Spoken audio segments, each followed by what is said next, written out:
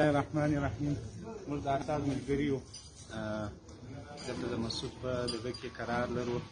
الحمدلله د مجاهدینو شمېر خپل هم واوښتی، نو لله الحمد شرایانو ته به غاښماتونکی جواب ورکړو. هدایان ملګري راغلي دي، ډېر ژر به انشاءالله کار اهل کار او مخلصو خلکو ته وسپارل شي.